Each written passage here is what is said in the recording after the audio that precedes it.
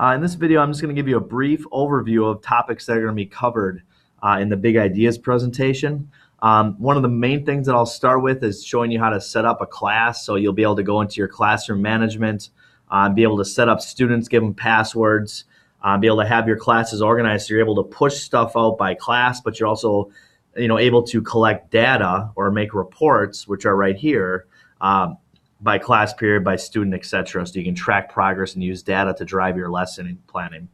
Some of the offers in the toolbox that I'll go over, there's offers, the ones that, all these are possible, but I think the ones that really are UDL based are, there are options for graphic organizers for kids. So if you want to give options to kids to use graphic organizers, there are graphic organizer examples in here. And again, a lot of the work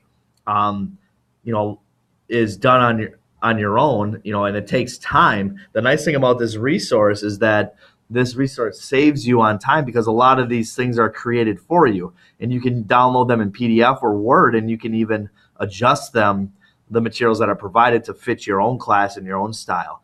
Again, with the graphic organizers, this book and has materials as far as Spanish speaking options. There are Spanish written assessments. I'll show you a little something later in the book regarding to allowing videos to be in English or Spanish, or tutorials as well. The really cool thing about this is the STEM videos, in my opinion. Again, it enhances the relevance of the math. And again, we're looking at the geometry one, but clearly this would be a lot easier in the geometry. But there are STEM videos in all of the topics, and again, it just enhances that relevance and that engagement piece. The dynamic classroom is a good option. There are multiple resources by chapter, so practice worksheets, practice tests, things of that sort. It is compatible. There are compatibilities with Google Docs. There are also additional topics and lessons that you can do supplemental. So maybe for kids that are struggling, or even better for some kids that are excelling and having some enhancement ideas and topics that you can push off to those students, as well as a skills review handbook, which I'll actually show you as well. Moving on, one of the cool things is when you click on this tab here, you can create assignments, and these assignments are based upon book exercises. You can do quizzes, you can do literally homework problems, but I'll show you step by step how to set these problems up, choose the problems that you want to use. There are live tutor options, so like if a student has a question, there's live tutor options. You can push calculators out, you can enable or disable Desmos, an online kind of graphing resource. You can do different limits for check answers. So if you want to allow them like 3 attempts at something, or 5 attempts, or unlimited attempts, or just 1 attempt, you can choose that. You can choose the students that you want.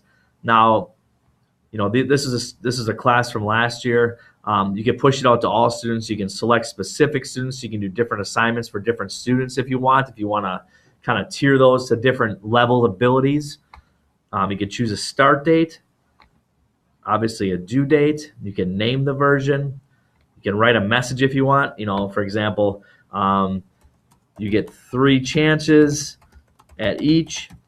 The cool thing about this is what I used this for was mainly for formative assessment, because this is also a data collection tool. And upon completion of these assignments, this program collects data on, things such as commonly missed questions, the questions that are right, and you can kind of pick up on the patterns of the mistakes and be able to then lesson plan accordingly, rather than waiting the next day to get that information and trying to plan live.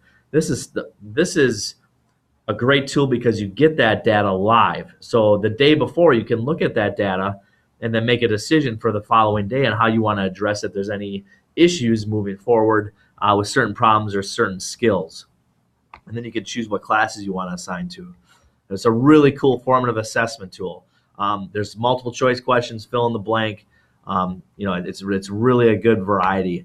Another one that I want to kind of highlight here is the skills review handbook. And really what it does is it gives you answers, but it also gives you an exercise. So this is like, quick and easy, again, stuff that you don't have to prepare, that's already prepared for you, for kids to practice, certain topics over and over again. Really cool thing.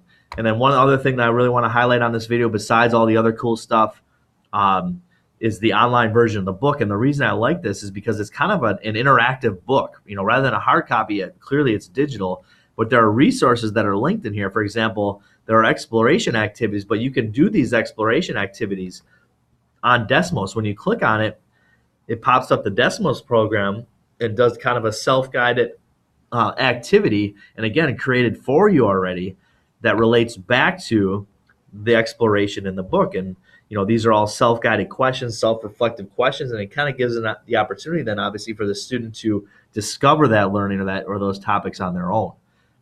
As you scroll through the book, and again, this is just a digital version of the book, there are tutorials. So if you want to see the video tutorial and hear it explained verbally as well as live, you click on that link, and it'll do the exact same example that's in your book, but it'll explain it in English, or you can click on the Spanish version, and it gives you the Spanish version of that video, which is really cool for our ELL learners.